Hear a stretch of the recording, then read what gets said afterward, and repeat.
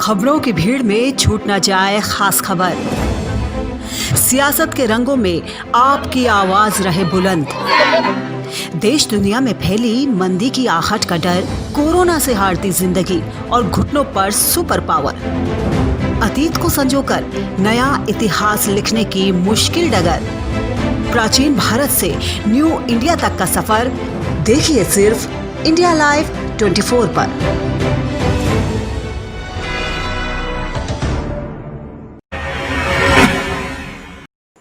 नमस्कार, India live 24 देख रहे हैं आप। मैं हूं श्वेता परमार।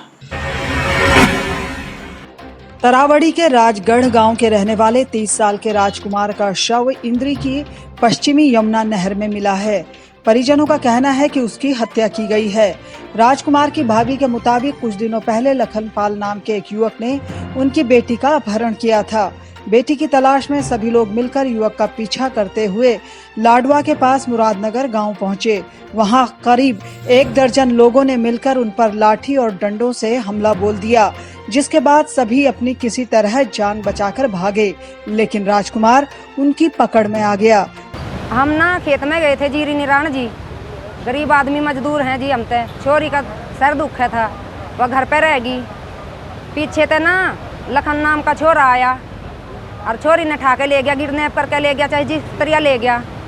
फिर हमारे किसी ने देख रखा था, हमारे घर क्या ने उसकी अकेली की पार नहीं बसाई, वो छोरी का पीछा कर रहा था। फिर वो वापस मुड़ गया जी। फिर उन्हें क्या करे कि मतलब वहाँ चले गए, हम घर गए। भाई जिसकी लड़की जाएगी कुछ तो करेगा। हमने सोनीपत फ़ोन कर रखा था, मेरे भाई भूयर भी आगे थे, तो कोई है थे नहीं। फिर ना हम वहाँ से चल ले। हमने जैसे ही गाड़ी रोकी, मतलब वो लड़की को लेके जा रहे थे कहीं, हमने सड़क पर ही रोक दी गाड़ी जी। जिसके बाद पुलिस ने भी बड़ी मुश्किल से गुमशुदगी की रिपोर्ट दर्ज की। बहरहाल अब पुलिस शव मिलने के बाद मामले की जांच कर दोषियों के खिलाफ कार्रवाई का आश्वासन दे रही है। 340 का मुकदमा दर्ज करके FIR लॉज हमारे पास। रात हमारे पास 11:30 बजे करीब टेलीफोन गया कि भाई एक डेड बॉडी है और जो इंद्री हेड पे है। तो फिर हम रात को यहाँ पे आए। रात को काफी अंधेरा था और वो करके फिर डेड बॉडी निकाल नहीं सके। इंडिया लाइव 24 के लिए इंद्री से अमित कुमार की रिपोर्ट। 37 साल बिजली विभाग में नौकरी करने के बाद रिटायर हुए चीफ ड्राफ्टमैन सतपाल नरवत की बिजली विभाग से विदाई हो गई। इस मौके पर उन्होंने कहा कि बिजली विभाग लोगों की सेवा करने वाला विभाग है। वहीं सर्व कर्मचारी हरियाणा के प्रदेश अध्यक्ष सुभाष लांबा ने कहा कि सतपाल ने अपने कार्यकाल के दौरान बिजली कर्मचारियों के साथ साथ किसानों के हक की भी लड़ाई लड़ी थी। मैंने बिजली बोर्ड में 24 मई 1983 को as a junior draftsman join किया था और उसके बाद 9/92 में मेरी प्रमोशन ड्राफ्टमैन की हुई और फिर मई 2013 में हेड ड्राफ्टमैन प्रमोशन हुई और सर्कल हेड ड्राफ्टमैन प्रमोशन मई 18 में हुई और अब चीफ ड्राफ्टमैन प्रमोशन मेरी जून 2020 में हुई। Bureau report, India live 24 Haryana. एटा की नया गांव पुलिस ने एक युवक की हत्या के आरोपियों को 24 घंटे के अंदर ढूंढ निकाला। ग्राम नगला विशुन में हुई इस युवक की हत्या के 7 आरोपियों को ढकपुरा काली नदी पुल के पास से गिरफ्तार किया गया।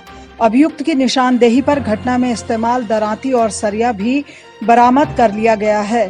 गौरतलब है कि 30 जुलाई की रात को नगला के रहने वाले जदुनाथ ने रिपोर्ट लिखाई थी कि उनका बेटा रात में छत में सो रहा था। उसी दौरान आरोपियों ने उसका गला रेता और शव को खेत में फेंक कर चले गए। हत्या की वजह पुरानी रंजिश बताई जा रही है। एक जमीनी रंजिश के विवाद को लेकर उसके पड़ोसियों द्वारा हत्या कर दी गई थी। इस संबंध में 302 IPC का मुकदमा 7 आरोपियों को दर्ज कराया गया था। सभी 7 आरोपी आज पुलिस द्वारा गिरफ्तार किए गए हैं। इंडिया लाइव 24 के लिए एटा से अंकित गुप्ता की रिपोर्ट। बुलेटिन में वक्त हो चला है एक छोटे से ब्रेक का। तब तक आप देखते रहिए इंडिया लाइव 24।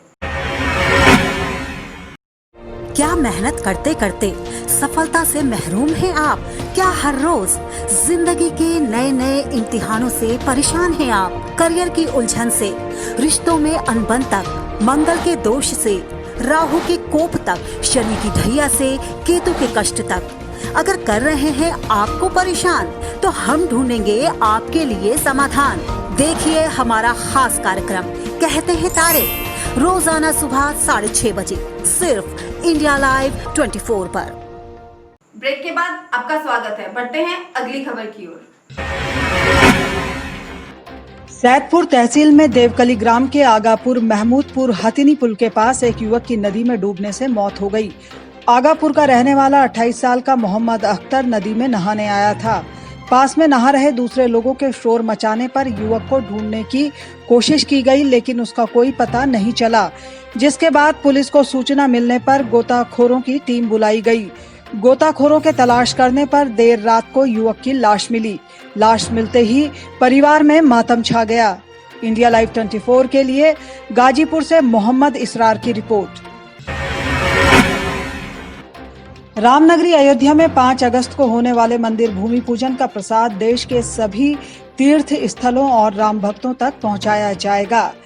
मंदिर शिलान्यास वाले दिन रामलला को लड्डुओं का भोग लगाया जाएगा, जिन्हें बनाने के लिए विंध्याचल के विशेष कारीगरों को बुलाया गया है।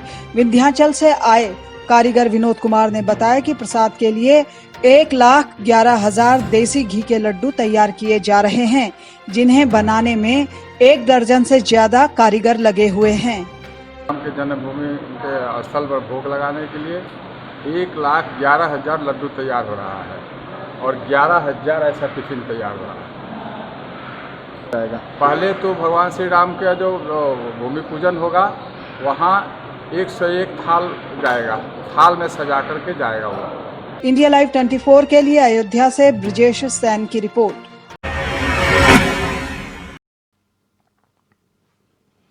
प्रिय भाइयों और बहनों, नमस्कार।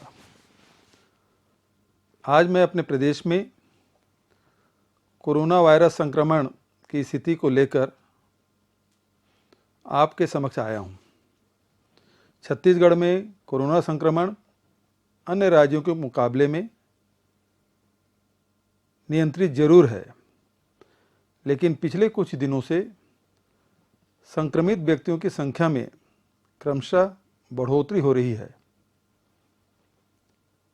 यह सब अनलॉक के दौरान सावधानी और बचाव के उपाय नहीं अपनाने के कारण हुआ। हमें कोरोना संक्रमण को रोकने के लिए शहरों में लॉकडाउन का निर्णय लेना पड़ा। आप इस लॉकडाउन को गंभीरता से लें। लॉकडाउन से लोगों को कठिनाई का सामना करना पड़ता है, लेकिन अगर लोग सुरक्षा और बचाव के लिए नियमों का पालन नहीं करेंगे तो लॉकडाउन की स्थिति से बचा नहीं जा सकता। यह समय मेरे लिए, आपके लिए चिंतित होने, बीमारी से सावधान रहने और बचाव के उपाय को गंभीरता से लेने का समय है। छत्तीसगढ़ में कोरोना पीड़ितों का रिकवरी दर बेहतर है और मृत्यु दर काफ़ी कम है। हम देश के अनेक राज्यों से बेहतर कर रहे हैं। आपके सहयोग से कोरोना संक्रमण से बचाव की दिशा में और बेहतर करेंगे। फिलहाल राज्य में रोजाना 5,000 से अधिक सैंपलों की जांच हो रही है। शीघ्र ही इसे बढ़ाकर 10,000 तक करने का लक्ष्य है। हमारे राज्य में चिकित्सक पूरे समर्पण से कोरोना मरीजों का इलाज कर रहे हैं। इलाज के बाद अब तक बड़ी संख्या में मरीज स्वस्थ होकर अपने घर लौट चुके हैं। राज्य के 8 क्षेत्रीय और 22 जिला स्तरीय अस्पतालों में कोविड-19 के मरीजों के इलाज की व्यवस्था की गई है।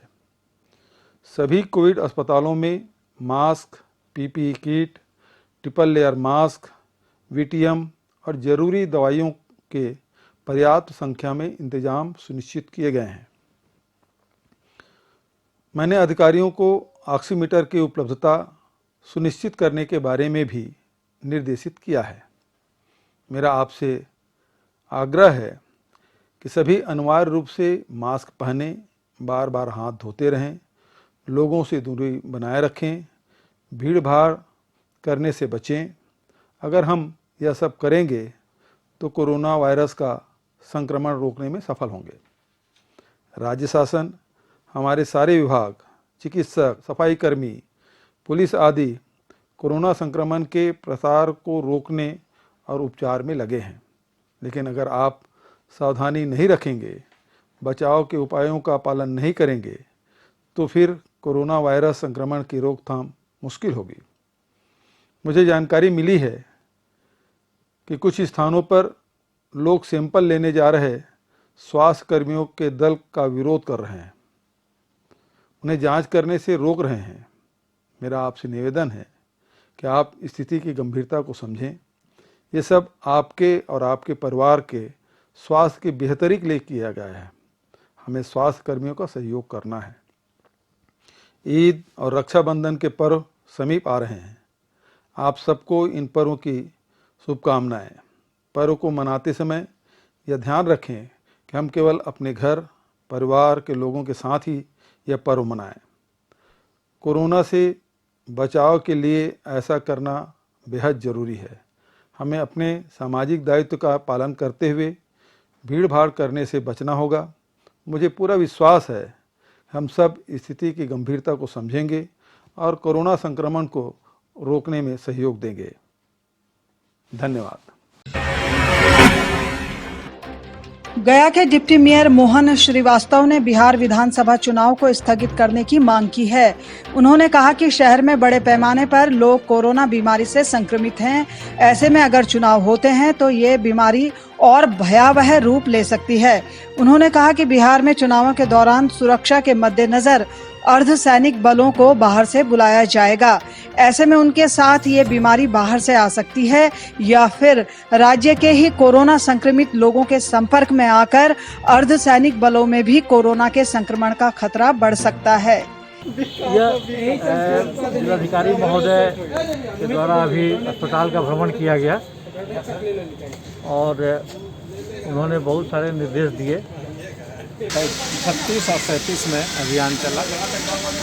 घर घर लगभग हम लोग जहाँ भी गाड़ी बड़ी वाहन जा सकती है, हम लोगों ने प्रयास किया उसका चेकअप करने के लिए। मुख्य उद्देश्य है इस अभियान का कि कोरोना संक्रमण से मुक्ति दिलाया जाए।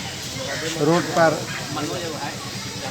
सैनिटाइजिंग का काम, जिसमें हाइड्रोक्लोराइड से हम लोग ये काम कर रहे हैं।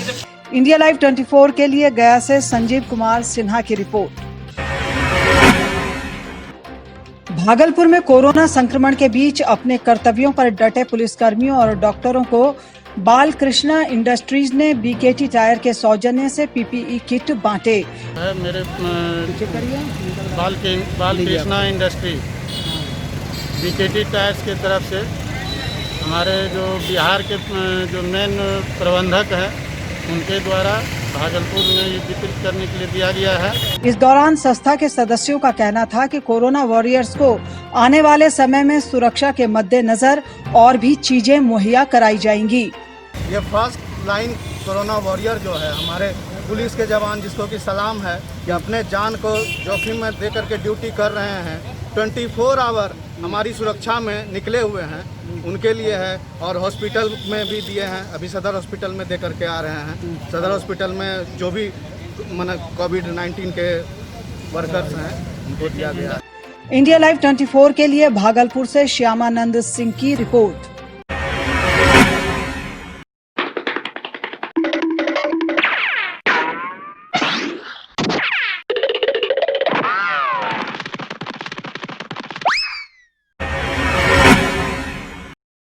आज के बुलेटिन में इतना ही। अपना विशेष ख्याल रखिए और देखते रहिए इंडिया लाइव 24।